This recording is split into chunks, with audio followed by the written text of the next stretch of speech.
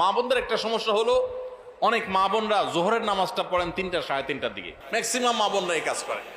কেন? কারণ দুপুরে ওনারা রান্নাবাড়া করেন, রান্নাবাড়া করতে গিয়ে ওনারা শরীর ঘামায় টামায় যান, তখন শয়তান এসে মাসালা নিয়ে হাজির হয়। শয়তান ওনার মাথায় একটা মাসালা ঢুকায়। কি মাসালা ঢুকায়? বলে যে, দেখো বোন, তুমি এত কষ্ট করে এতক্ষণ রান্নাবাড়া করলা, রান্নাঘরে গেছো, গরমে ঘামায়া স্যাঁতসেঁতা হয়ে গেছো, এই শরীর নিয়ে তুমি আল্লাহর সামনে কেমনে দাঁড়াইবা বলো? তো এবার বোন শয়তানরে জিগায় মনে মনে আর কি, তাহলে কি করতে হবে? এবার শয়তান তার মনে মনে বলে দেয় যে, আরে নামাজ তুমি ঠান্ডা মাথায় ফ্রেশ মোডে পড়বা, হাতের কাজ শেষ করে নাও, রান্নাবাড়া শেষ করে নাও, সবারে খাবার টাবার দিয়ে নাও, তুমি বাথরুমে যাও, সুন্দর করে গা ডলে গোসল করো, ফ্রেশ হয়ে আসো, এরপরে ৩টা সাড়ে ৩টা আসরের নামাজ সুই সুই হয়ে যাবে, এবার তুমি ফ্রেশ মুডে একটু নামাজ পড়ো। কাজটা কি ভালো হইলো না খারাপ হইলো? দেখতে কিন্তু ভালো মনে হচ্ছে, তাই না? যে উনি ফ্রেশ মুডে নামাজ পড়বে। টাইম যদি পার হয়ে যায় তো এই ফ্রেশ মুডের 2 পয়সার কোনো মূল্য। আল্লাহ বলেছেন, ইন্নাস সালাতা কানাত আলাল মুমিনিনা কিতাবাম মাওকুতা, নামাজ ইমানদারদের জন্য নির্দিষ্ট সময় পড়াটা ফরজ করা হয়েছে। এজন্য মা বোনরা সময় হওয়ার পর দেরি না করে, অনেক মা বোনরা মসজিদে আজানের অপেক্ষা থাকেন, বলে মসজিদে পুরুষরা নামাজ না পড়লে মহিলারা বাসায় নামাজ পড়া যাবে না।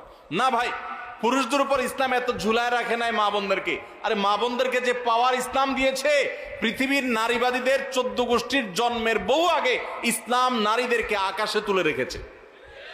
এরা এগুলা চিন্তাও করতে পারবে না, এত মর্যাদা দিয়েছে।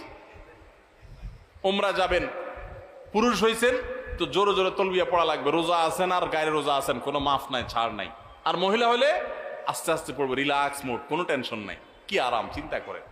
পুরুষ হয়েছেন 5 ওয়াক্ত মসজিদে দৌড়ায় যায়, জামাতের সাথে নামাজ পড়তে হবে, আর জামাতের সাথে নামাজ না পড়ে অবহেলা করে বাসায় নামাজ পড়ছেন তো খবর আছে, আযাব আছে, আপনি ওয়াজিব তরক করেছেন, গুনাহগার। আর মা বোন মসজিদে যাওয়ার ডিউটি নেই, বাসা পড়লেই পুরুষদের সমান সওয়াব পাবে।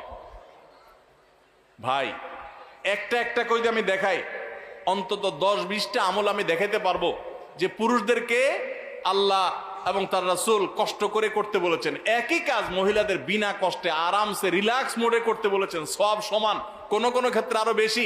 নবী সাল্লাল্লাহু আলাইহি ওয়াসাল্লাম বলেছেন, ওয়া বুয়ুতুহুন্না খায়রুল লাহুন্না, নবীজির মসজিদে এসে পুরুষরা নামাজ পড়ে যে সওয়াব পাবে, যেই মহিলা নবী সাল্লাল্লাহু আলাইহি ওয়াসাল্লামের পিছনে নামাজ পড়তে চেয়েছেন তিনি বলেছেন তুমি তোমার বাসায় পড়লে সওয়াব আরো বেশি হবে।